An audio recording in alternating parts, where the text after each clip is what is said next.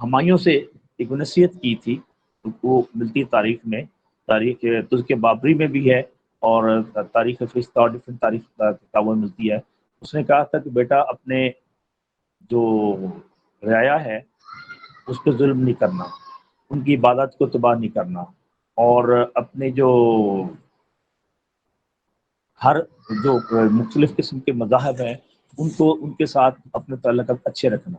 لیکن مغل جو ایمپرر تھا اورنگزیب عالمگیر، اس کے آنے تک اس نے کیا کیا کہ جو بابر، اکبر اور ہمایوں، ان لوگوں نے جو اسٹیٹ قائم کی تھی، اور نور الدین سلیم جہانگیر نے، انہوں نے آ کے مختلف مذاہب کو، کیونکہ جو اورنگزیب عالمگیر تھے یہ زیادہ ریلیجس آدمی تھے،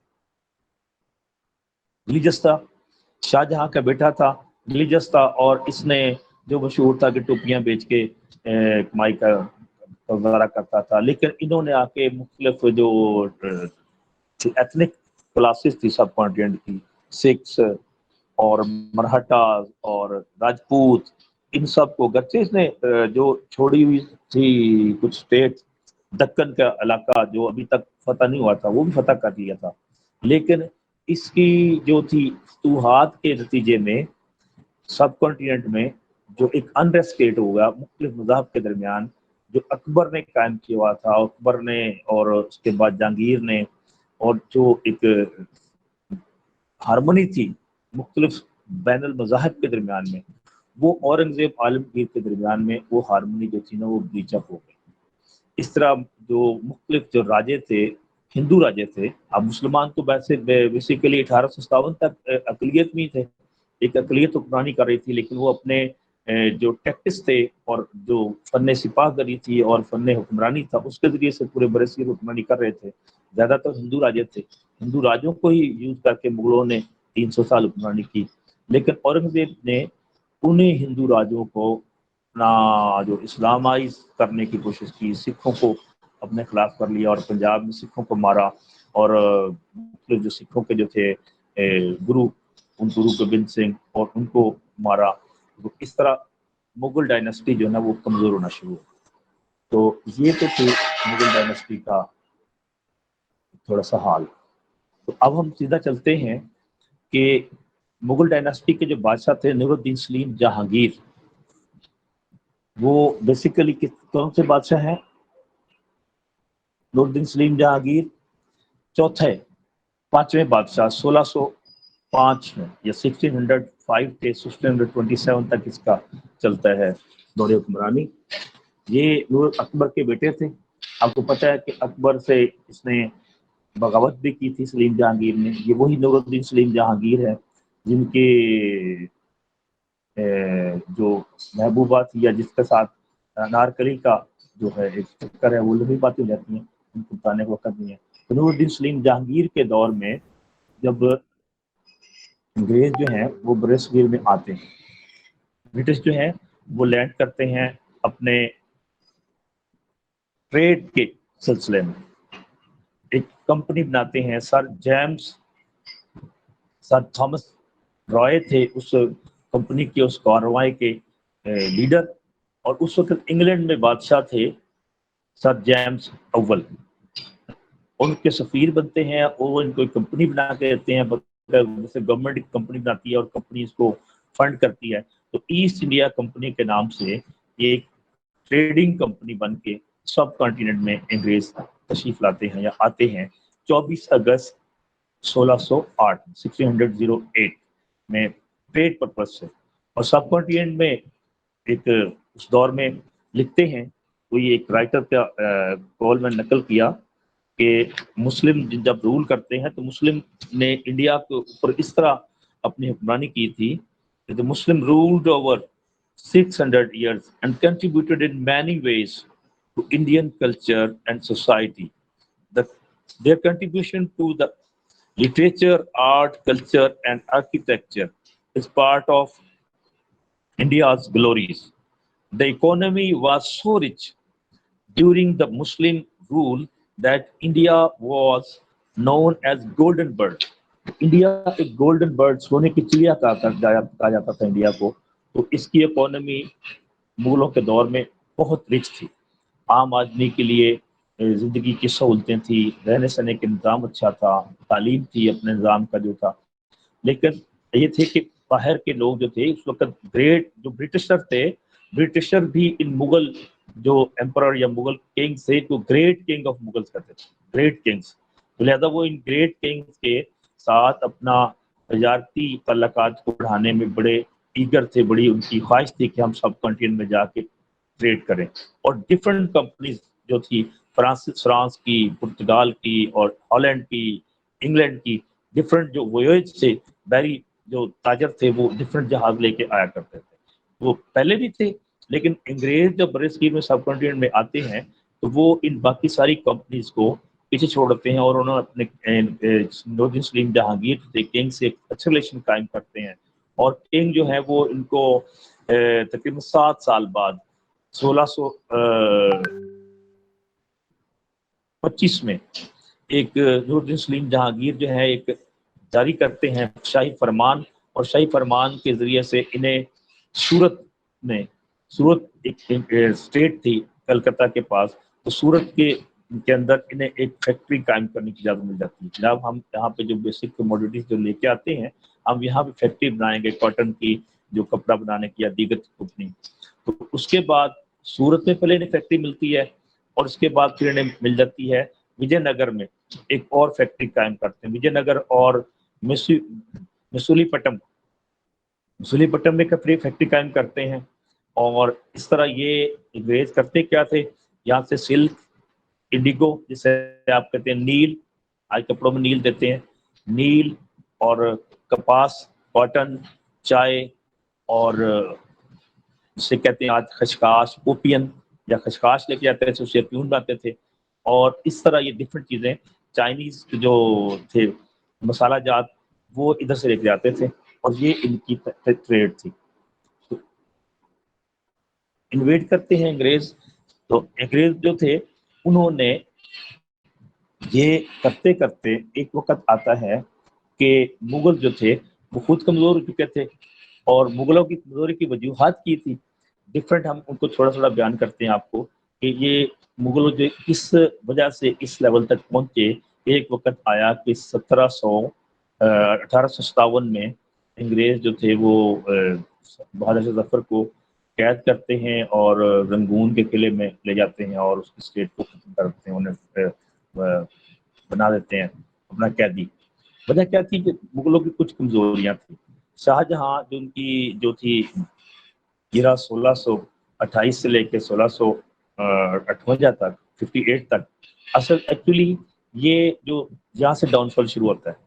شاہجہاں جو تھے جو نوردن سلیم جہانگیر کا بیٹا تھا، تو اس نے بھی اپنے باپ کو قید کیا تھا اور اپنے بھائیوں کو مارا تھا، دارا شکوہ کو اور دوسروں کو گورنمنٹ کا قبضہ کر لیا تھا.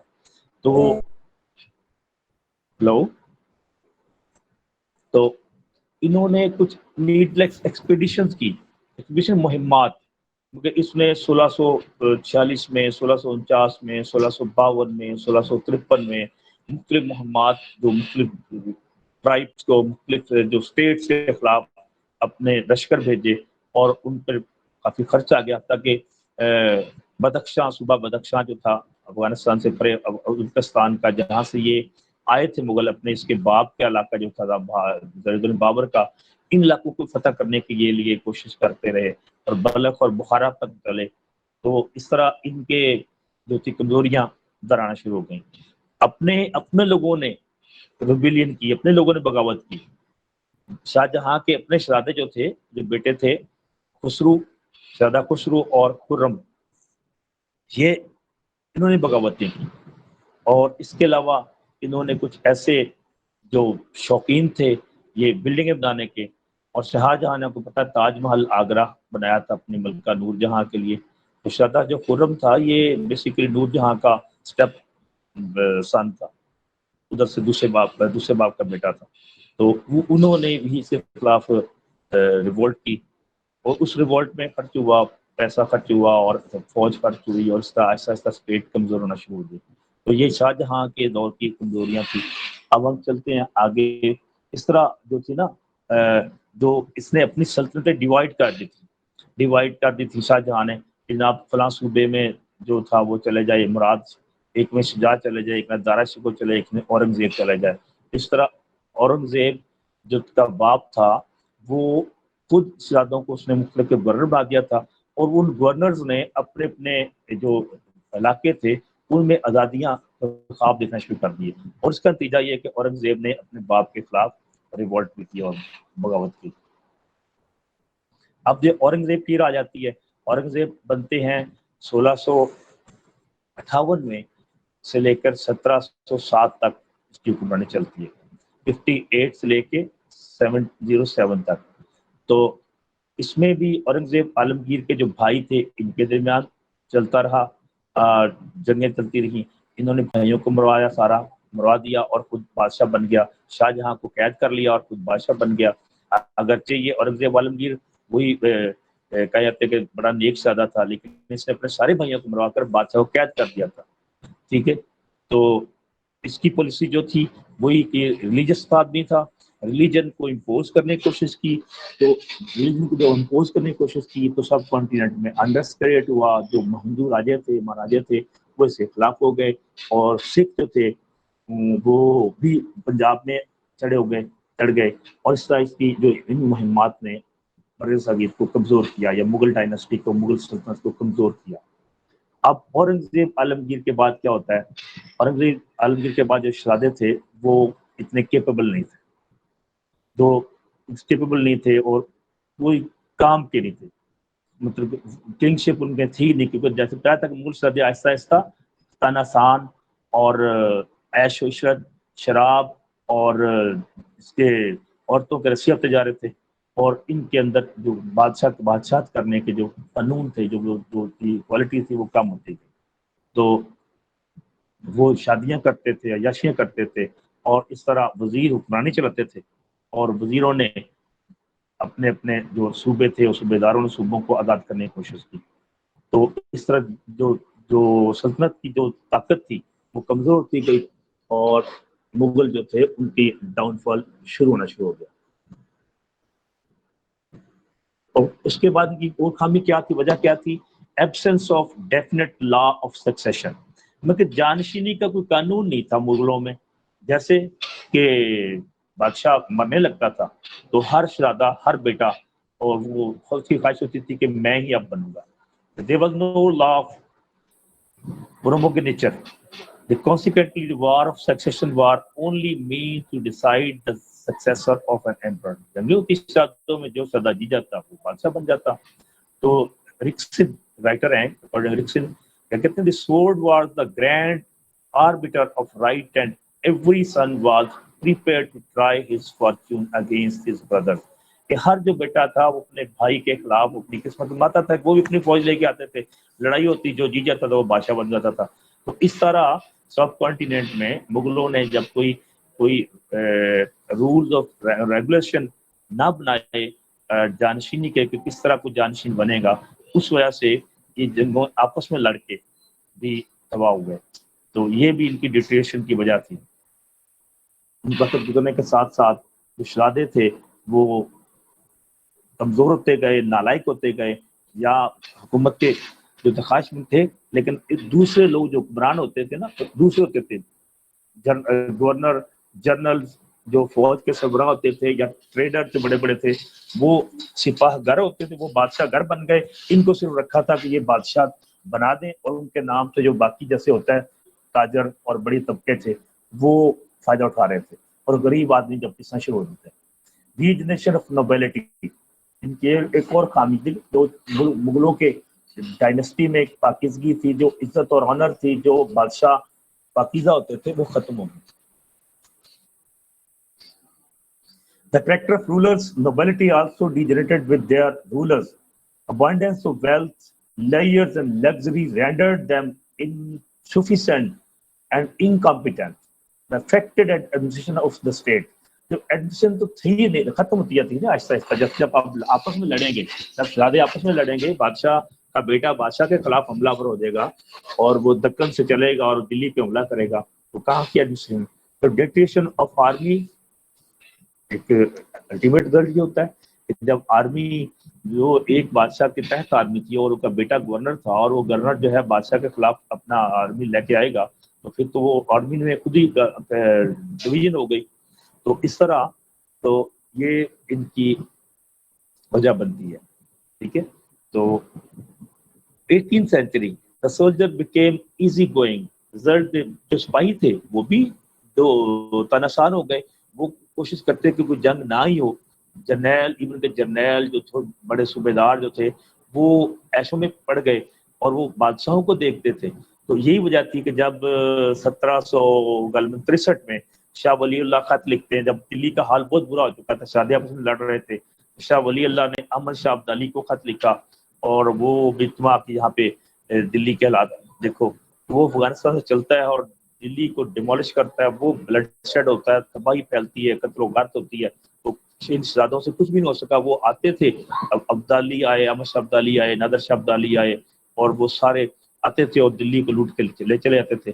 تو یہ آخری شہزادوں کا حال تھا, اور کہ ملٹری ڈیمورلائز تھی, عوام جو تھے ناتعلق تھے, شہزادوں کے اندر کیپیبلٹی ختم ہوتی جا رہی تھی. اس وجہ سے ان کا ڈکلائن شروع ہوا. Intellectual bankruptcy one of the اندر جو تھی ان کی ڈاؤن فال کی وجہ. اسلامک سوسائٹی بیسیکلی جو سوسائٹی ہوتی ہے وہ تو حکمرانوں سے بنتی ہے نا, تو جو حکمران جس طرح کا ہوگا اس طرح کی سوسائٹی کلائے گی. تو ہمارا ٹاپک کا نام تو ہے ڈاؤن فال اسلامک سوسائٹی. تو ہم کچھ لوگ کہیں گے حجی ان کا تعلق اسلام سے کیا تھا. تو عربی کا ایک مقولہ ہے کہ حکمرانوں کا دین پہ عوام کا دین ہوتا ہے. تو لہٰذا اس لیے اس ٹاپک کا نام یا اسلامک سوسائٹی یا مسلم سوسائٹی رکھا گیا. تو جو تھی نا ایک دانش مندی, عقل و فکر جو حکمرانوں کے اندر ہوتا ہے جس کی وجہ سے وہ حکمرانی کرتے ہیں, وہ ختم ہوتی جاتی تھی.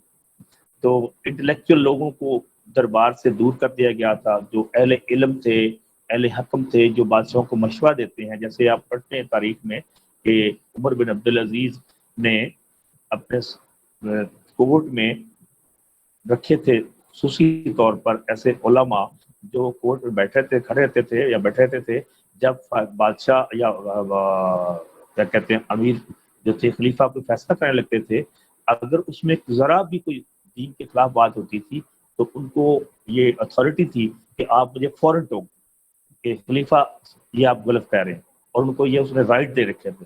تو جب بادشاہ کے نزدیک یا حکمران کے نزدیک, رولر کے نزدیک انٹیلیجنسیا ہوگی, انٹلیکچوئل لوگ ہوں گے جو تھنکر ہوں گے اور ریسرچر ہوں گے اور جو لرنڈ اسکالر لوگ ہوں گے, تو اس وقت جو ان کے ڈیسیجن ہوں گے وہ بڑے دیر پا ہوں گے اور وہ بڑے فروٹفل ہوں گے. وہ سلطنت کے لیے اور گورنمنٹ کے لیے بھی اور عوام کے لیے بھی. تو جب کسی قوم پر ڈاؤن فال آتا ہے, تباہی و بربادی آتی ہے, تو ہوتا یہ ہے کہ اس قوم سے اہل علم لوگوں کو جو پاور آف کوریڈور ہوتے ہیں ان سے دور کر دیا جاتا ہے. تو پاور کوریڈور میں لوگ کون چلے آتے ہیں جو چاپلوس ہوتے ہیں, جو حکمرانوں کی صرف تعریفیں کرتے ہیں اور انہیں صرف سب اچھا کی باتیں کرتے ہیں, اور جو عوام کے جو سینٹیمنٹس ہوتے ہیں وہ انہیں بادشاہ تک پہنچنے نہیں دیتے. اس طرح جب دم لوا پھٹتا ہے اور حکومتیں جو ہے نا وہ اوورتھرو کر جاتی ہیں. تو مغل جو تھے یہ ان کے آخری جو بادشاہ تھے ان میں یہ بادشاہ رنگیلا اور اس طرح کے جو بادشاہ تھے سب کے سب شراب کے رسیا اور عورتوں کے رسیا اور شعر و شاعری میں. ایون کے جو آخری بادشاہ ظفر تھے, حالانکہ وہ تھوڑا سا شریف کہا جاتا ہے, لیکن وہ بھی 3 بجے تک, صبح 4 بجے تک مشاعرہ ہوتا تھا دربار میں.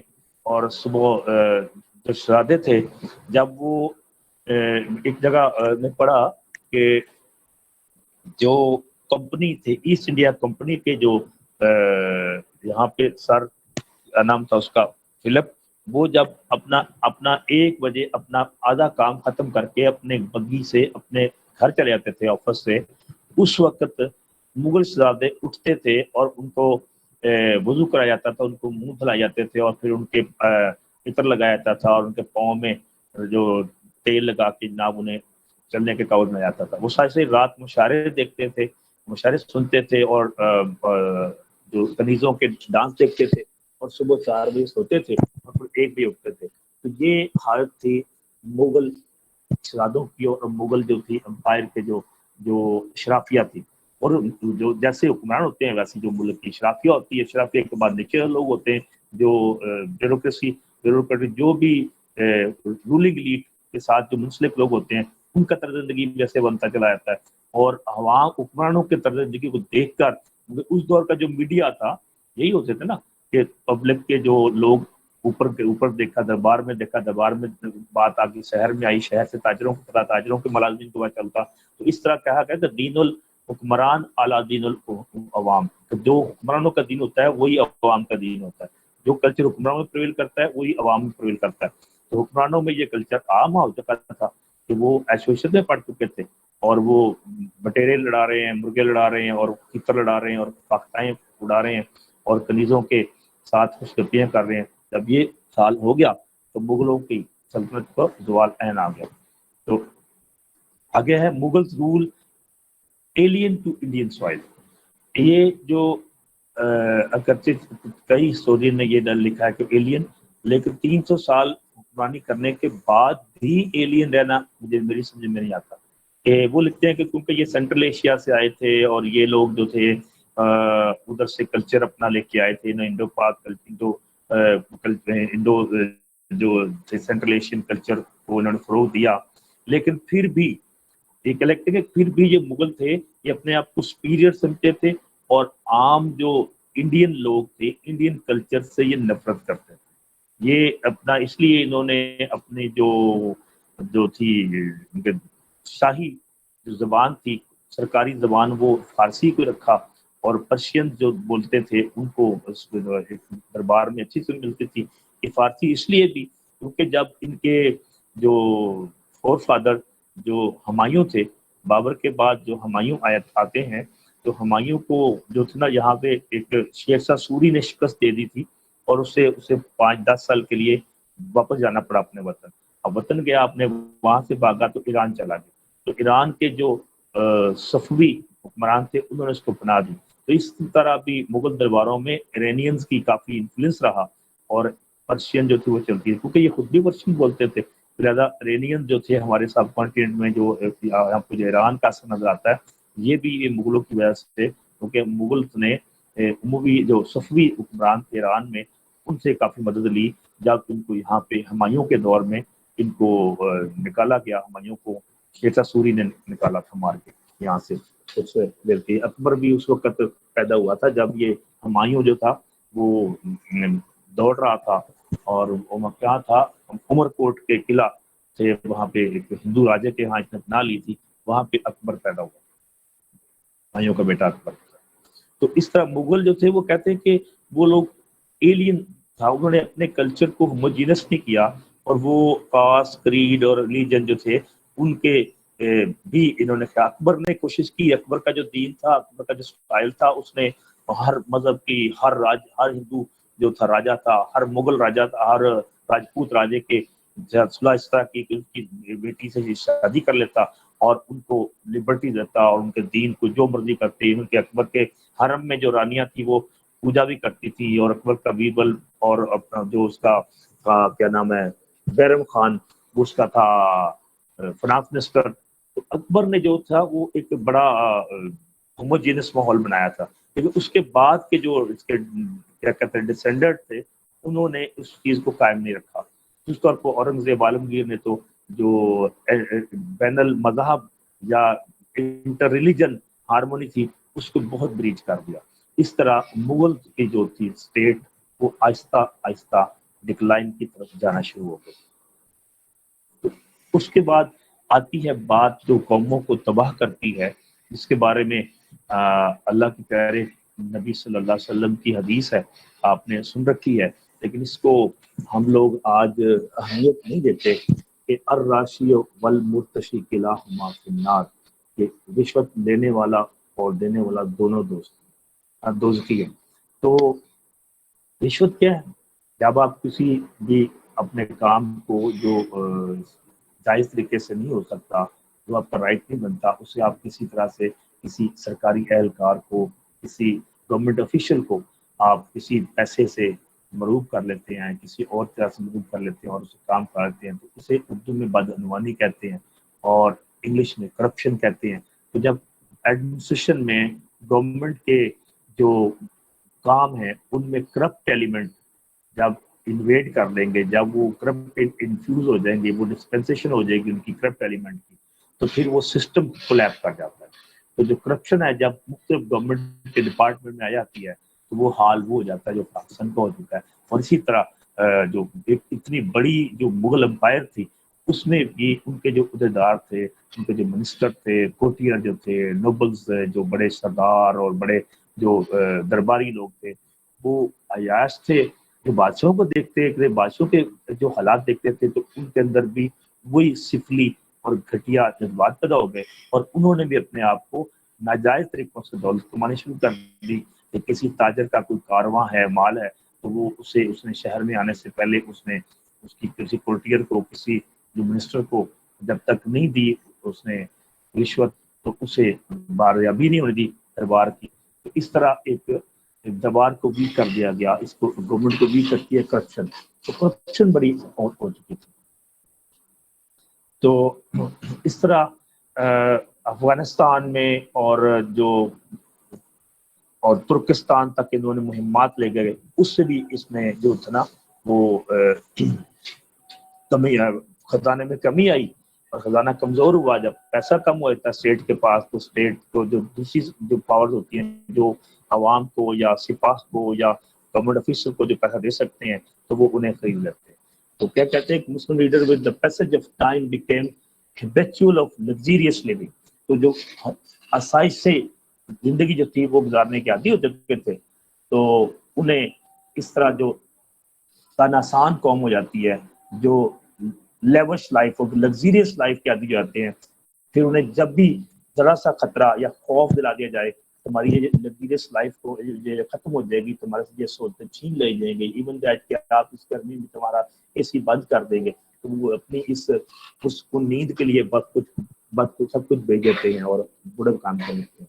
तो इस तरह जो नेबरिंग स्टेट थी उन्होंने देखा और कि ये स्टेट तबाह होने वाली है, तो वो इन्वेड करना चली। और अंग्रेज जो थे, जो ताजर बन के आए थे, वो आहिस्ता आहिस्ता उन्होंने क्या किया कि जो कलकत्ता, मद्रास और सारे इंडिया के जो साहली सूबे थे, उनके तो सूबेदारों को खरीद के अपने साथ कर लिया और आहिस्ता आहिस्ता मुगल शहजादों के जो बद इंतजामी की वजह से वो स्टेट को कैप्चर चले गए। इस तरफ 1757 तक जो थे ना वो ये जो ईस्टर्न इंडिया था, बंगाल, मद्रास, कलकत्ता और ये पानीपत के इलाके, ये तो सरेंडर हो चुके थे, खत्म हो चुके थे 100 साल पहले, 1857 से पहले 100 साल तक उनके पास जा चुके थे।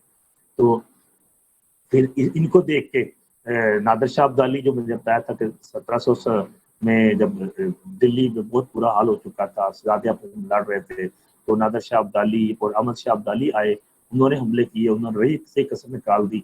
उन्होंने वैसे तो उनको जो मुस्लिम हमारे तो स्कॉलर्स थे, मुस्लिम जो क्लरिक्स थे, उन्होंने खत लिखे थे कि जो मरहटे थे, सिख और मरहटा एक इंडियन हिंदुओं की एक कौम है, राजपूत डायनेस्टी के लोग थे, राजपूत ब्लड के, और ये बहुत लड़ाके और बहुत जालिम लोग थे। तो इधर जो थे पानीपत और सेंट्रल इंडिया में मराठे और पंजाब के अंदर सिख, इन्होंने तो यहाँ पे कुतुब मचाया हुआ था, मुसलमानों की लड़कियां उठा के लेके जा रहे थे। अगरचे अभी मुगल सल्तनत कायम है, बादशाह जफर की सल्तनत कायम हो या मुख्तलिफ शादे चल रहे हैं, मुख्तलिफ शादे अपने लड़ रहे हैं, लेकिन सूबे आज़ाद हो चुके हैं, सूबों में कोई कंट्रोल नहीं था। डिफरेंट जो थे पार्टी, डिफरेंट ग्रुप जो थे वो जुल्म कर रहे थे। तो इस तरह अहमद शाह अब्दाली और नादिर शाह अब्दाली जो 1739 में और 1754 में अहमद शाह अब्दाली आते हैं, नादिर शाह आते हैं, उन्होंने दिल्ली को ईंट बजाई, मराठों को तो खत्म किया, लेकिन दिल्ली की जो थी गवर्नमेंट उसको भी डिस्टेबलाइज कर दिया। ठीक है, इसके बाद क्या हुआ, इनकी डाउनफॉल की एक वजह ये भी थी कि दक्कन हैदराबाद दक्कन सूबा जो है, जो जहाँ पे राजपूतों की गवर्नमेंट थी, जिनके बीजापुर, गोलकंडा और इस तरह के शहर थे, इनमें राजपूतों को अभी तक नहीं किसी चीज ने छेड़ा था, वो राजपूत सुलह करके चलते थे। तो औरंगजेब ने उसको भी फतह करना चाहा और उसने 25 साल अपनी हुकूमत में ये हैदराबाद दक्कन को फतह करने में लगा दिया। اور بیجاپور اور گولکنڈہ کا فتح تو کر لیا، لیکن اس 25 سال اپنی فوج کو ادھر لگائے رکھا، اس سے فوج کمزور ہوئی اور عوام کے اندر جو تھے ایک انریسٹ کریٹ ہوا۔ Absence of naval power, historian یہ بھی لکھتے ہیں کہ مغل کی تباہی کی یا کمزوری کی وجہ ایک یہ بھی تھی، تو مغلز نے اپنی نیوی کی بحری فوج کو ترقی دینے کی کوشش نہیں، کیونکہ بیڑا بنایا ہی نہیں۔ اگرچہ بابر اپنے دور میں ابراہیم لودھی سے جب لڑتا ہے تو بابر نے توپوں کا استعمال کیا تھا، بابر نے اپنی سپاہ کے اندر باقاعدہ ترکوں سے اور ڈفرنٹ مختلف ملکوں سے توپیں چلانے والے ایک الگ سے فوجی بنائے ہوتے، لیکن بعد کے لوگوں نے کوئی فوج کو ترقی نہیں دی، تو اس طرح ان کے بعد جو ادھر جو یورپ میں رینیسنس شروع تھی، یورپ میں نشاط ثانیہ تھی، یورپ 12ویں صدی کے بعد جو عروج پا رہا تھا، سائنٹیفک ڈیولپمنٹ ہو رہی تھی، انہوں نے تو سائنسی ترقی کی اور گند بنا لی اور بحری بیڑے بنائے اور پوری دنیا میں پھیل گئے۔ تو ادھر کیا تھے ہمارے ابھی یہ تاج محل بنا رہے تھے اور مسجدیں بنا رہے تھے اور مینار بنا رہے تھے، اس طرح لگے رہے تھے، یہ ان کی تھی۔ انہوں نے سائنٹیفک جو ڈیولپمنٹ تھی اس کو کوئی توجہ نہ دی۔ اس طرح برٹش اور پرتگیزی یا بلندیزی جنہیں کہتے ہیں وہ لوگ، فرینچ، ہالینڈ کے جو لوگ تھے، ڈچ، یہ جو تھے ڈفرنٹ تاجر، وہ برِ صغیر میں آتے تھے اور تاجر کرتے، لیکن ان کی کمزوریاں بھی نوٹ کرتے جا رہے تھے، اور آخر کار جو تھی ایسٹ انڈیا کمپنی، اس نے سب کو قبضہ کر لیا۔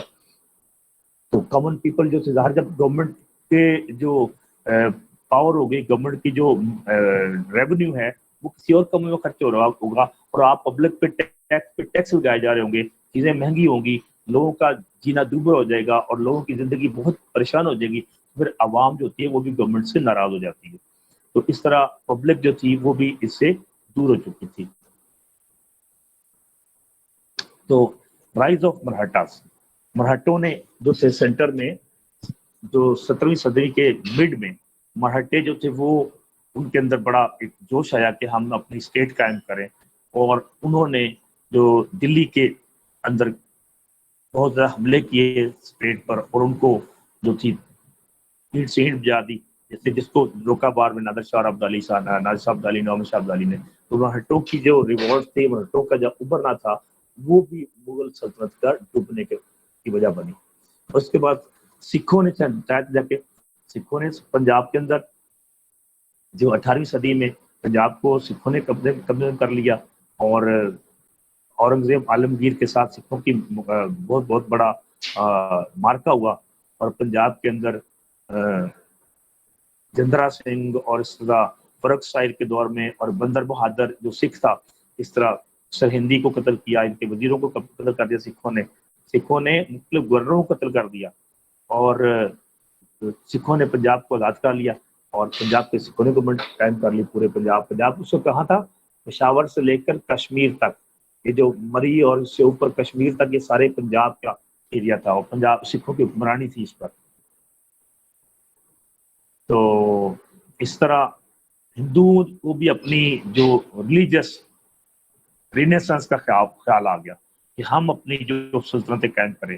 جب سینٹر کمزور ہوتا ہے تو ہر طرف جو ہے نا وہ پھر آوازیں اٹھتی ہیں، جس طرح آج کل دیکھا نا عمران گورنمنٹ تھوڑی سی کمزور ہوئی ہے، تو اپنے ہی ساتھی جہانگیر ترین اور اس کے گروپ نے کہہ دیا جناب کہ آپ ہمارے خلاف کیسز اگر نہ روکے گئے تو ہم آپ کو ووٹ نہیں دیں گے۔ آپ تو سیٹل گورنمنٹ ہے، ڈیموکریٹک سسٹم ہے، لیکن اس سسٹم کو بھی لوگ ایکسپلائٹ کرتے ہیں۔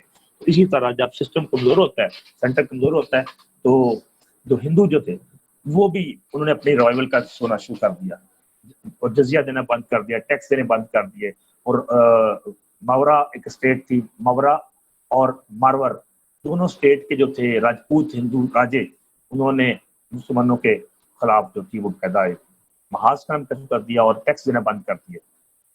اور جو اینڈ ہے وہ ہوتا ہے اس سلطنت کی تباہی اور بربادی کی وجہ بنتی ہے، ان کو جیسے بتایا تھا میں نے کہ جب علم سے قومیں پیچھے ہٹ جاتی ہیں اور ترقی سے پیچھے ہٹ جاتی ہیں تو وہ قومیں تباہ ہو جاتی ہیں۔ حدیث بھی ہے کہ کیا جاننے والے اور قرآن پاک کی آیت ہے کہ جاننے والے اور بے علم برابر ہو سکتے ہیں، کبھی نہیں ہو سکتے.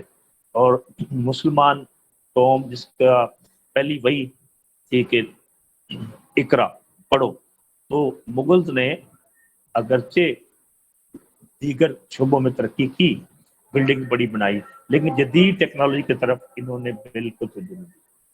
تو ادھر یورپ میں نت نئی ایجادات ہو رہی تھی اور ترقیاں ہو رہی تھی، چھاپا خانہ بن رہے تھے اور بکس چھپ جا رہی تھی اور نئی نئی ایجادات ہو رہی تھی، سائنسی ڈیولپمنٹ ہو رہی تھی. انہوں نے مذہب کو 12ویں صدی میں خیرباد کر دیا تھا اور سائنٹیفک جو ڈیولپمنٹ کی طرف عروج تھا، وہاں پہ اسٹینفورڈ، بریڈ فورڈ اور آکسفورڈ یونیورسٹیوں کی بنیادیں رکھی جا رہی تھی. یہاں پہ کیا بن رہا تھا جناب؟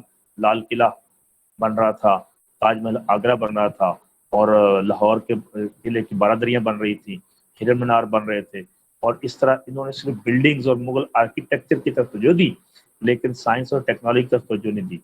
تو اس طرح جو وہ ہوا کہ جو ایک کمپنی ایسٹ انڈیا کمپنی بن کے آئی تھی ان سے ٹریڈ کرنے کے لیے، جو بادشاہ کے آگے جھک کر جن کے جو ایمبیسڈر تھا پہلا، تو سر اپنا کیا نام تھا، جیمز کا ایمبیسڈر تھا، اس نے جھک کے اپنا ایک عہد نامہ یا ایک درخواست کی تھی کہ جناب ہمیں اپنے ملک سے تجارت کرنے کی اجازت دی جائے اور ہم نے آپ کے ساحلوں پر ہمیں کچھ جگہ دے دی جائے تاکہ ہم اپنے بنا لیں یہاں پہ سٹور اور بڑے گراؤنڈ اپنا ویئر ہاؤس بنا لیں. تو وہی کمپنی جو تھی انہوں نے پلاسی اور بکسر کی جنگوں میں ایک اسٹیٹ کو شکست دے دی. کمپنی نے اپنی فوج بنا لی، اپنے طرفدار بنا لیے، اپنے لوگوں کو بھرتی کر لیا، اور آہستہ آہستہ انہوں نے ایسٹ بنگال اور کلکتہ پر قبضہ کر لیا، اور اس طرح مغل ڈائنسٹی کو زوال آ گیا. یہ تو تھی ایک کہانی مغل بادشاہوں کی. تو اس کے جو مغل کا غروب ہو رہا تھا سورج، اور ادھر سے انگریزوں کی جو سورج شروع ہو رہا تھا. Advent of Europeans like Portuguese and English is an event of great significance in Muslim rule. The Portuguese and British, the English East India Company came in disguise of traders, but developed factories and forts, which ultimately became a center of their subversive activities. Their clever maneuvering and weakness of Muslim rulers enabled British to seize control the country by 1857. اس طرح 1857 میں وہ عظیم great Mughal Dynasty جو اس کو جو تھی زوال پذیر ہو گئی، اور بر صغیر میں مغل سلطنت کا سورج غروب ہو گیا، اور انگریزوں نے بادشاہ ظفر کو جو آخری بادشاہ تھا مغل ڈائنسٹی کا اسے قید کیا اور اسے رنگون کے قلعے میں بند کر دیا. اس کے بیٹوں کو اس کے پاس بھیجا، مگر اس طرح کہ اس کی گردنیں ان کے ناشتے کی ٹرے میں رکھی ہوئی تھی، کپڑا تھا، اور بادشاہ ظفر جو اس کی اپنی بینائی تقریباً نہ ہونے کے برابر تھی، جب اسے دکھایا گیا تو پھر اس کی غم اور پتھر کی انتہا نہ رہی. تو یہ تھی مغل ڈائنسٹی کی چھوٹی سی کہانی، اور ساتھ ساتھ اسلامک جو سوسائٹی آف سب کنٹیننٹ اس کا بھی ڈاؤن فال کی کہانی. اور پھر یہاں سے اب ہم شروع کریں گے کہ اب یہ ڈاؤن فال تو ہو گیا، اب مسلمانوں نے وہ تباہی اور بربادی دیکھ لی. اب بر صغیر میں وہ دن آ گیا کہ مسلمان جو تھے وہ اپنے آپ کو شکست خوردہ اور مقہور مغضوب جو تھے بن گئے انگریزوں کے. تو پھر اس سے آگے کیسے شروع ہوئی، پھر پاکستان کیسے بنتا ہے؟ تو اصل جو پاکستان اسٹڈی کا جو بات شروع ہوتی ہے وہ آج سے شروع ہوگی کہ 1857 ٹو 1947 تک کا جو مرحلہ ہے، یہ مسلم جو کمیونٹی تھی، مسلم جو تھی ایک جو اسٹیٹ تھی جو مسلم ختم ہو گئی، اب اس کے جو مسلم جو تھے انہوں نے کیسے اسٹرگل کی اور دوبارہ یونائٹ کیسے ہوئے، اور ان کو کن کن جو ان کے لیڈرز تھے انہوں نے ان کی لیڈ کیا، اور کس طرح سے وہ دوبارہ انہوں نے پاکستان حاصل کیا، اور بر صغیر میں ایک پھر سے آزاد ریاست ایک آزاد سب میں جو کنٹری قائم کرنے میں کامیاب ہوئے. تو ٹھیک ہے عزیز طلبہ، آج کے لیکچر کا یہیں پہ اختتام کرتا ہوں. تو اگر کسی نے کوئی کوشچن کرنا ہو تو بتا دیں.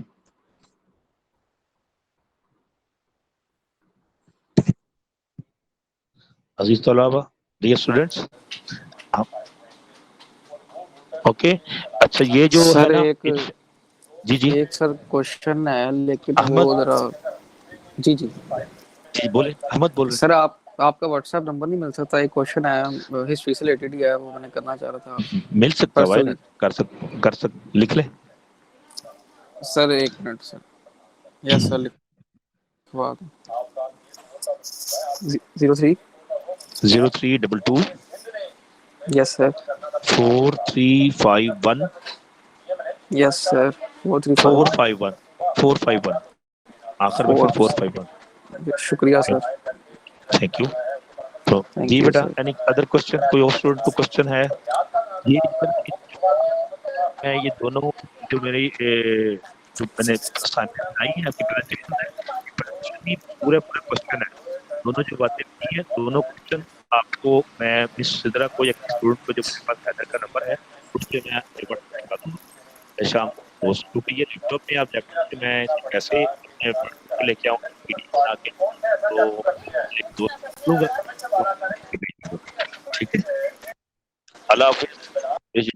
اوکے سر، اللہ حافظ.